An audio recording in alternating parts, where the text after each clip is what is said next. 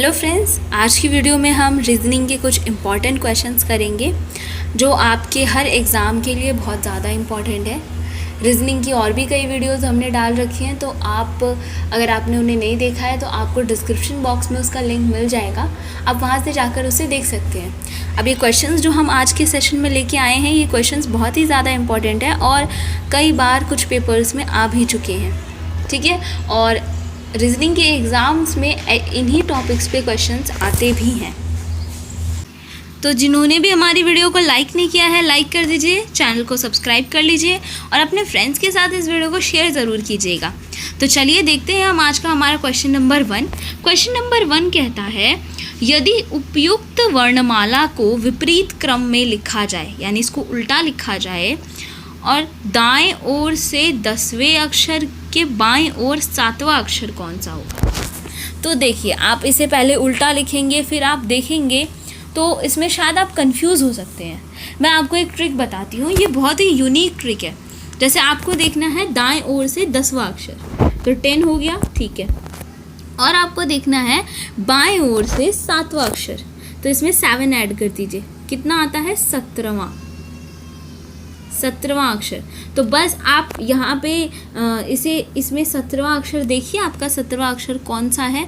तो अगर आप देखेंगे तो आपको पता चलेगा कि 17th नंबर पे क्यू आता है, तो इसीलिए क्यू जो है वो बिल्कुल सही यहाँ पे आंसर होगा यहाँ इसका, ठीक है। ये बहुत ही यूनिक ट्रिक है, आप इस ट्रिक से ईजिली इस क्वेश्चन को सॉल्व कर सकते हैं। चलिए नेक्स्ट क्वेश्चन देखते हैं। नीचे दी गई प्रश्नवाचक श्रृंखला में प्रश्नवाचक चिन्ह के स्थान पर क्या आएगा, यानी कि यहाँ पे अब क्या आएगा। जैसे कि पहले दिया है AZX, ठीक है, फिर है CXU, फिर EVR और फिर GTO। तो आपको पहले यहाँ पे पैटर्न को पहचानना होगा। देखिए, A से ये C बना, मतलब इसने D को छोड़ा। A पहले नंबर पे आता है, C तीसरे नंबर पे आता है, यानी कि यहाँ 2 ऐड किया, ठीक है। C से E बना, C तीसरे नंबर पे आता है और E 5वें नंबर पे आता है, तो यहाँ पे भी 2 ऐड किया, ठीक है। E से क्या बना, G बना, ठीक है। तो E हमारा 5वें नंबर पे आता है, G 7 पे, तो यहाँ पे भी कितना ऐड किया, 2 ऐड किया, ठीक है, 2 ऐड किया। अब G में भी आप क्या करेंगे, 2 ऐड कर देंगे, यानी कि 7 में 2 ऐड करेंगे, 9 आएगा। और 9th नंबर पे कौन सा लेटर आता है, तो 9th पे आता है I आता है। तो अब यहाँ से आपको पता चल गया कि आपका पहला लेटर जो होगा I होगा। तो यहाँ पे आपको फर्स्ट और सेकंड 2 ऑप्शन मिल गए और ऑप्शंस गायब, फर्स्ट और सेकंड में से कोई हो सकता है। चलिए नेक्स्ट देखते हैं। फर्स्ट लेटर का पैटर्न समझ में आया और पता भी चल गया फर्स्ट लेटर I होगा। अब नेक्स्ट देखते हैं सेकंड लेटर्स को। ये है 26 नंबर पे Z, ठीक है, Z आता है आपका 26 नंबर पे, तो Z है आपका 26 नंबर पे, ठीक है। उसके बाद देखिए, एक सेकेंड, मैं पेन का साइज थोड़ा छोटा कर लेती हूँ, फिर मैं आपको बताती हूँ। देखिए, Z जो आता है वो आपका 26 नंबर पे आता है, ठीक है। X जो आता है वो 25 नंबर पे आता है। V जो है आपका वो देखिए, Z 26 पे आता है, X 24 पे आता है, V 22 पे आता है और T 20 नंबर पे आता है। यानी कि सब में क्या हो रहा है, 2 को घटाया जा रहा है, ठीक है। सब में 2 क्या किया जा रहा है, घटाया जा रहा है, बस यही बात है यहाँ पे। तो आपका जो नेक्स्ट नंबर होगा उसमें भी 2 घटाया जाएगा, यानी कि अगर T जो है वो, अगर यहाँ पे T जो है वो 20 नंबर पे आता है, T जो है वो 20 नंबर पे आता है, तो इसमें से 2 घटा दिया जाएगा, 2 घटा दिया जाएगा, यानी कि जो लेटर आगे आएगा वो 18 नंबर वाला होगा, है ना। तो 18 पे कौन सा लेटर आता है, 18 पे आता है R, तो यानी कि सेकेंड लेटर होगा R, ठीक है। अब आगे देखते हैं थर्ड लेटर की बारी। X जो है वो 24 नंबर पे आता है, U कितने नंबर पे आता है, 21 पे। आपको सबके नंबर्स याद होने चाहिए, कौन सा लेटर कौन से नंबर पे आता है। O आता है 15 पे, यानी अब 3 घटाया जा रहा है, सब में 3 सब्ट्रैक्ट किया जा रहा है। तो अब जो नेक्स्ट नंबर आएगा उसमें से भी आप 3 सब्ट्रैक्ट कीजिए, यानी कि 12, जो ये नंबर होगा ये लेटर होगा वो होगा एल। तो ऑप्शन नंबर 1 जो होगा वो यहाँ पे बिल्कुल सही होगा। चलिए अब नेक्स्ट देखिए, किसी सांकेतिक भाषा में मेकर को NZLDS लिखा जाता है, तो उसी सांकेतिक भाषा में हॉर्स को क्या लिखा जाएगा। चलिए यहाँ पे देखते हैं, हमसे कहा है मेकर को MAKER को क्या लिखा जाता है, NZLDS। ठीक है, तो M कितने नंबर पे है 13, A है 1, K है 11, E है 5 और R आता है 18 पे। N कितने पे आता है 14 पे, ये आता है 26 पे, L आता है 12 पे, D आता है 4 पे और S आता है 19 पे। अब देखते हैं पैटर्न क्या है। 13 का 14 बनाया पहला लेटर, तो यानी कि एक ऐड किया है, पहले लेटर के लिए एक ऐड किया है। फिर दूसरा है 1, A 1 पे आता है, 1 का क्या बनाया है 26, यानी कि A से पहले Z आता है। अगर हम देखें तो A से पहले Z आता है, यानी कि यहाँ पे एक घटाया गया है। ठीक है, फिर है K 11 पे है, K 11 पे है और इसका क्या बनाया गया है 12, L बनाया गया है जो कि है 12 पे, तो यानी कि यहाँ पे एक बढ़ाया गया है।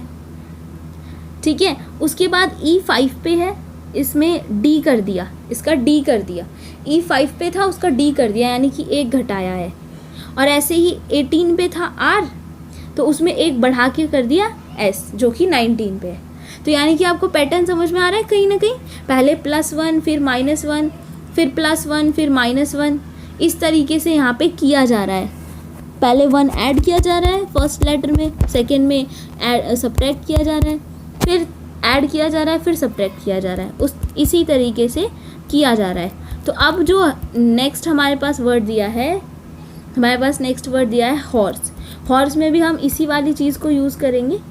तो जैसे हॉर्स है HORSE,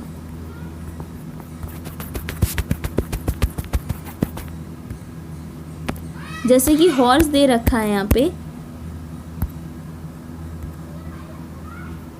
हाँ हॉर्स HORSE। तो हॉर्स में H कितने पे आता है 8 पे, O 15 पे, R 18 पे, S 19 पे और E 5 पे। तो आपको भी क्या करना है, पहले लेटर में +1, तो ये क्या हो जाएगा I, इसमें से एक कम करना है, दूसरे में से -1, तो O में एक कम करेंगे तो N हो जाएगा, O के पहले N आता है। फिर R में आपको एक ऐड करना है तो ये S हो जाएगा, S में आपको एक माइनस करना है तो ये R हो जाएगा, और E में आपको एक ऐड करना है तो ये F हो जाएगा, INSRF।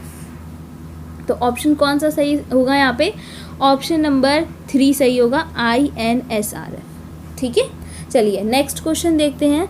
नेक्स्ट क्वेश्चन क्या है, नीचे दी गई श्रृंखला में, ये जो नीचे नंबर लिखे हैं इसमें ऐसे कितने 6 हैं जिनके ठीक पहले 9 तो आ रहा है लेकिन ठीक बाद में 3 नहीं है, कुछ और है।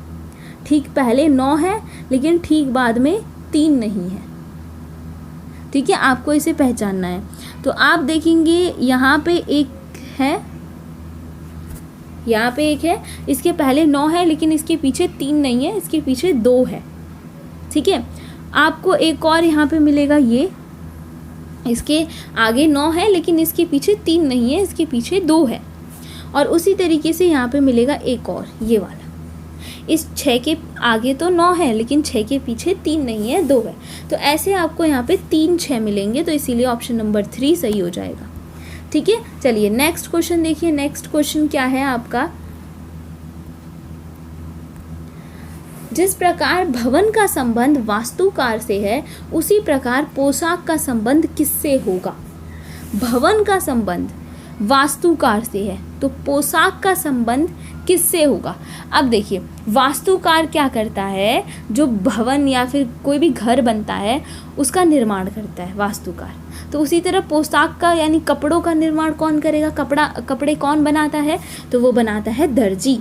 इसीलिए यहाँ ऑप्शन नंबर 3 बिल्कुल सही हो जाएगा। चलिए नेक्स्ट क्वेश्चन देखिए, यदि प्लस का अर्थ मल्टीप्लाई, माइनस का अर्थ डिवाइड, ऐसे क्वेश्चन तो आप रोज़ ही देखते होंगे, मैं ऐसे क्वेश्चन कराती हूँ रोज़, तो यानी कि ये क्वेश्चंस बहुत इंपॉर्टेंट होते हैं। और इसमें से इस टॉपिक में से 1 से 2 क्वेश्चन तो ज़रूर आता है और ये बहुत आसान होता है। आपको प्लस का निशान बदल के मल्टीप्लाई करना है, माइनस का बदल के डिवाइड, मल्टीप्लाई का बदल के माइनस और डिवाइड का बदल के प्लस, बस इतना करना है आपको। बहुत सिंपल है। जैसे कि दे रखा 8 मल्टीप्लाई है, मल्टीप्लाई को आपको किस में बदलना है, माइनस में। 4 प्लस है, प्लस को किस में बदलना है, मल्टीप्लाई में। 6 डिवाइड को देखिए यहाँ लिखा है डिवाइड का अर्थ प्लस है तो प्लस में, और माइनस का अर्थ है डिवाइड। अब बस इसे सॉल्व कर देना है तो 8 - 24 + 4 हो जाएगा और आप इसे सॉल्व करेंगे तो आपके पास आएगा -12 का आंसर होगा -12, यानी कि ऑप्शन नंबर 3 जो होगा वो बिल्कुल सही होगा। चलिए नेक्स्ट क्वेश्चन देखिए क्या है। डोनेशन में ऐसे कितने अक्षर हैं, अक्षर युग्म हैं, कितने अक्षर के पेयर्स हैं, लेटर के पेयर्स, जिनके बीच में यहाँ उतने ही अक्षर मौजूद हैं जितने कि अंग्रेज़ी वर्णमाला में होते हैं। यानी कि डोनेशन में ऐसे कितने नंबर्स का कितने लेटर्स का पेयर ऐसा है कि जितना गैप यहाँ पे है उतना ही गैप इंग्लिश अल्फ़ाबेटिकल ऑर्डर में भी होता है। तो देखते हैं DONATION है, ठीक है। तो यहाँ पे कौन कौन होगा ऐसा। पहला होगा, देखिए कौन कौन होगा, तो यहाँ पे होगा ये NO, ठीक है, NO, क्योंकि हम इसे पीछे से देखते हैं N और ये O, NO होगा क्योंकि N के बाद O आता है। उसी तरीके से यहाँ पे भी O और N एक दूसरे के आगे पीछे हैं, ठीक है। और यहाँ पे एक ये भी है NO, जो अल्फ़ाबेटिकल ऑर्डर है उसमें भी N के बाद O आता है। यहाँ पे बस पहले लिखा है लेकिन है तो ये दूसरे के आगे पीछे ही। एक आपको मिल जाएगा D और I मिल जाएगा आपको। D और I कैसे मिल जाएगा आपको, Q D के बाद फिर E आता है F G H, यानी D को I तक पहुँचने में बीच में 4 लेटर्स आते हैं E F G H, और यहाँ पे भी 4 ही लेटर्स हैं O N A T, तो ये तीसरा पेयर मिल गया। तो कुल मिला के आपको यहाँ पे कितने पेयर मिले, आपको यहाँ पे 3 पेयर मिले, इसीलिए ऑप्शन नंबर 4 जो होगा वो बिल्कुल सही होगा। चलिए नेक्स्ट क्वेश्चन है, निम्न 5 में से 4 किसी प्रकार से एक समूह का निर्माण करते हैं और जो इनमें से कोई एक है वो अलग है। तो देखिए क्या क्या ऑप्शन है, गेहूँ, मटर, मकई, चना और सरसों। अब आप सोचिए और मुझे बताइए कि इनमें से ऐसे 4 कौन से हैं जो एक जैसे हैं और एक अलग कौन सा है, जल्दी बताइए।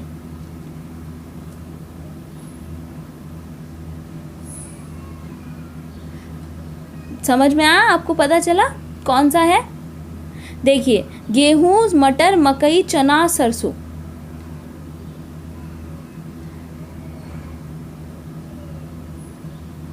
देखिए अब यहाँ पे सभी जो हैं वो द्विबीजपत्री, यानी कि आप कह सकते हैं डाइकॉट, इनके जो बीज होते हैं उस पर 2 लेयर्स होती हैं, है ना। लेकिन कौन सा अलग है, अब यहाँ पे अलग कौन सा है, तो मकई जो होता है वो अलग होता है, ठीक है। मकई में सिर्फ मोनोकॉट होता है, मकई मोनोकॉट होता है, एक बीजपत्री होता है, इसके एक कवर होता है इसके बीज पे, तो इसीलिए मकई यहाँ पे सबसे अलग होगा। चलिए नेक्स्ट क्वेश्चन देखते हैं क्या है। दक्षिण की ओर मुख करके पंकज 40 मीटर चला, मतलब ये डायरेक्शन वाला क्वेश्चन आ गया कहीं ना कहीं।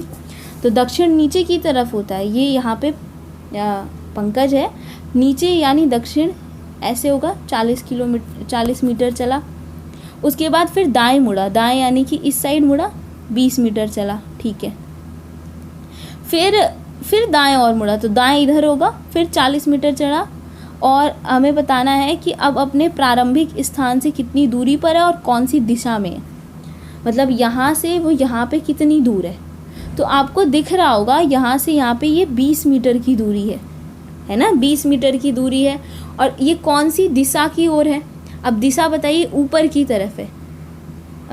ये ऐसे चला, उसका अंतिम स्थान था यहाँ पे ये है उसका अंतिम स्थान, ठीक है। तो इसकी दिशा जो होगी इसकी कैसे होगी, किस तरफ होगी, इसका जो मुख होगा वो होगा पश्चिम की तरफ, इस तरफ से। तो हम ये कह सकते हैं कि वो 20 मीटर चला है। जो दूरी है वो प्रारंभिक स्थान से उसकी दूरी 20 मीटर है, और जो उसका मुख है वो किधर होगा, उसका मुख किस तरफ होगा, पश्चिम की तरफ। ठीक है, मतलब हमें बताना है कि प्रारंभिक जो स्थान है वहाँ से वो किस दिशा में है। तो प्रारंभिक स्थान जो है वो उसका ये है। इस हिसाब से ये देखा जाए तो ये पश्चिम की तरफ, ये इसकी जो जहाँ पे पहुँच गया है वो दिशा पश्चिम की तरफ होगी। तो इसका ऑप्शन नंबर 2 जो होगा वो बिल्कुल सही रहेगा यहाँ पे। ठीक है, चलिए नेक्स्ट क्वेश्चन देखते हैं। क्वेश्चन पढ़िए। किसी फोटो में एक लड़के की ओर इशारा करते हुए, किसी फोटो में एक लड़के की ओर इशारा करते हुए कंचन कहती है कि उसकी बहन मेरी दादी के इकलौते लड़के प्रवीण की बहन है। यानी जो उसकी बहन है वो मेरी दादी के इकलौते लड़के प्रवीण जो हैं, तो उसकी दादी के इकलौते लड़के यानी कि उसके पापा की बहन है ना, उसके पिता की बहन है। ठीक है, दादी का इकलौता लड़का उसके पिता ही होंगे, उनकी बहन है। तो जो उसकी बहन है मेरी दादी के इकलौते लड़के प्रवीण की बहन है, ऐसा कहती है कंचन। और बताएं कि उस फोटो में स्थित लड़के से कंचन का क्या संबंध होगा। अब देखिए, कंचन के अनुसार फोटो में जो लड़का है उसकी बहन उसके दादी के इकलौते लड़के प्रवीण की बहन है। ठीक है, तो अब कंचन की दादी का इकलौता लड़का प्रवीण ही है, तो यानी कि फ़ोटो में जो लड़का है वो भी प्रवीण ही होगा, जो कि कंचन की दादी का इकलौता लड़का है। अब हम जानते हैं दादी का एक लड़का हो तो दादी के पोती का पिता होता है ना। जो दादी का एक लड़का होगा वो उसकी पोती का पिता होगा। यानी कि जो लड़का उस तस्वीर में दिख रहा है वो क्या है, वो उसके खुद के पिता ही हैं। अब उसकी दादी के इकलौते लड़के हैं तो यानी कि उसके पिता ही हैं। तो अब क्या है, कंचन, अब हमें बताना था उस लड़के का कंचन से क्या संबंध है। तो उस लड़के का कंचन से पुत्री का संबंध होगा, क्योंकि वो जो लड़का होगा वो उस कंचन का पिता होगा। ठीक है, आज का हम अपना लास्ट क्वेश्चन देखते हैं। 41 विद्यार्थियों की एक कक्षा है, उसमें अंजू जो है वो 24वें स्थान पे है और संजू जो है वो 32वें स्थान पे है ऊपर से। तो नीचे से वो किस स्थान पे होंगे, तो आपको क्या करना है, बस 41 में से 21वें स्थान पे अंजू है तो 24वें स्थान पे है, तो 24 को घटाना है, लेकिन एक जोड़ना है। क्यों? अगर आप घटाएंगे 41 में से 24वें स्थान पे है वो, तो आप अंजू के स्थान को भी घटा देंगे। इसीलिए आपको अंजू का स्थान नहीं घटाना है, इसीलिए मैं यहाँ पे एक जोड़ रही हूँ, अंजू का स्थान जोड़ देना है। तो अब आप इसे करेंगे तो आपके पास आएगा 18वां, यानी कि नीचे से अंजू का स्थान 18वां है। ठीक है, अब देखिए, अब उसी तरीके से संजू का 41 माइनस 32, लेकिन अगर आप 32 घटा रहे हैं तो संजू का स्थान भी चला जाएगा, लेकिन हमें नीचे से संजू का स्थान बताना है, तो इसीलिए हम यहाँ पे एक जोड़ देंगे। अब आप यहाँ पे घटाएंगे तो 10 आएगा, तो यानी कि अंजू का नीचे से 18वां स्थान होगा और संजू का 10वां, तो यानी कि ऑप्शन नंबर 4 जो हो जाएगा वो हमारा बिल्कुल ठीक होगा यहाँ पे। तो आज के लिए सिर्फ इतने ही क्वेश्चन थे। अब हम मिलेंगे आपको अपनी नेक्स्ट वीडियो में। वीडियो अच्छी लगी हो तो इसे लाइक कीजिएगा, चैनल को सब्सक्राइब कीजिएगा और अपने फ्रेंड्स के साथ इसे शेयर भी कीजिएगा। तब तक के लिए टेक केयर एंड बाय।